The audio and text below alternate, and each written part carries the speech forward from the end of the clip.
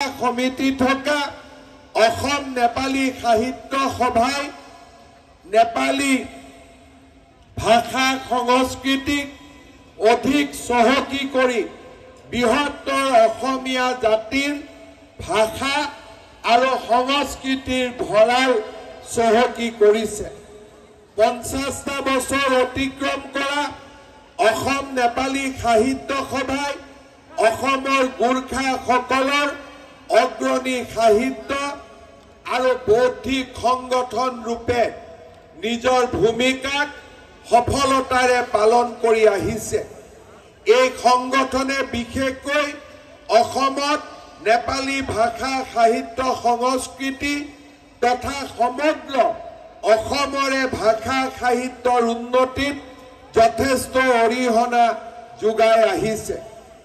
অসমৰ জাতীয় জীৱন ধন্য কৰা গোৰ্খাসকল এক চহকী ঐতিহ্যৰে সমৃদ্ধ। প্ৰাগ ঐতিহাসিক কালৰে পৰা অসমকে ধৰি ভাৰতৰ বিভিন্ন প্ৰান্তলৈ গোৰ্খা লোকসকলৰ প্ৰব্ৰজন ঘটিছিল। প্ৰাচীন অসম আৰু নেপালৰ ৰাজকীয় পৰিয়ালবৰ্গৰ মাজত বৈবাহিক সম্পৰ্ক আছিল। বৰ্মন বংশৰ ৰাজত্বকালত তেতিয়াৰ কামৰূপ তথা পুৰণি অসমৰ ভিতৰুৱা অঞ্চলত কম বেছি পৰিমাণে গোৰ্খা লোকসকলৰ জনবসতি আৰম্ভ হৈছিল। শ্ৰীমন্ত শংকৰদেৱৰ সময়তো অসমৰ সত্ৰসমূহত গোৰ্খালী বংশোদ্ভৱ লোক থকাৰ তথ্য পোৱা যায়। 1816 চনত সম্পাদিত চৌগলি সন্ধিৰ পিছত ৰাজ্যত স্থায়ীভাৱে বসবাস কৰিবলৈ লোৱা গোৰ্খা লোকসকলে অসমীয়া ভাষা সংস্কৃতি গ্ৰহণ কৰি হাড়ে হিমজুৱে অসমীয়া হৈ পৰিছিল। সময়ৰ গতিত গোৰ্খা লোকসকল অসমীয়া জনজীৱনৰ অবিচ্ছেদ্য অংগত পৰিণত হৈছে।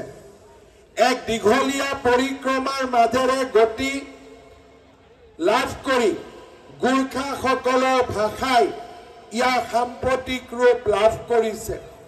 আজিৰ সভাত উপস্থিত বিশিষ্ট সাহিত্যিক ডক্টৰ খেমৰাজ নেপালৰ অসমীয়া আৰু নেপালী ভাষাৰ তুলনাত্মক অধ্যয়ন গ্ৰন্থত এই বিষয়ে বিস্তৃতভাৱে আলোচনা কৰা হৈছে।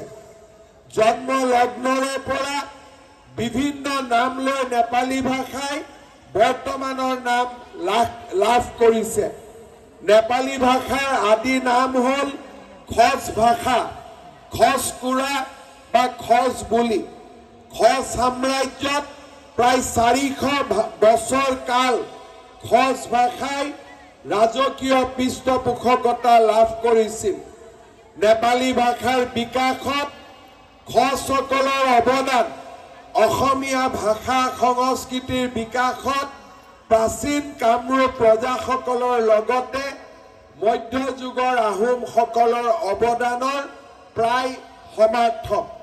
মহাপুৰুষ শ্ৰীমন্ত শংকৰদেৱ আৰু মাধৱদেৱ গুৰু দুজনাই ৰচনা কৰা অংকীয়া নাট আৰু বৰগীতৰ ব্ৰজাৱলী ভাষাৰ লগতো নেপালী ভাষাৰ বহু সাদৃশ্য দেখা পোৱা যায়। গোৰ্খা ৰাজ্যৰ ৰজা পৃথিৱীনাৰায়ণ শ্বাহে বৃহৎ নেপালী ৰাজ্যৰ প্ৰতিষ্ঠা কৰাৰ পিছত গোৰ্খা ৰাজ্যৰ নাম অনুসৰি জাতিটোক তথা ইয়াৰ ভাষাক গোৰ্খা বা গোৰ্খালী সংজ্ঞা দিয়া হয়। ইউৰোপীয় লেখকসকলক গোৰ্খাসকলৰ শেহতীয়া নেপালী নামৰ প্ৰথম প্ৰৱৰ্তক বুলি কোৱা হয়। 1820 চনত কলিকতাৰ ফৰ্ট উইলিয়াম কলেজৰ সহকাৰী অধ্যাপক জে এণ্টনে ইংৰাজীত লিখা নেপালী ভাষাৰ ব্যাকৰণ প্ৰকাশিত হয়। আধুনিক নেপালীৰ ব্যাপকতাৰ ফলত গোৰ্খা বা গোৰ্খালী শব্দতকৈ নেপালী শব্দ অধিক জনপ্ৰিয় আৰু প্ৰাসংগিক হৈ পৰে।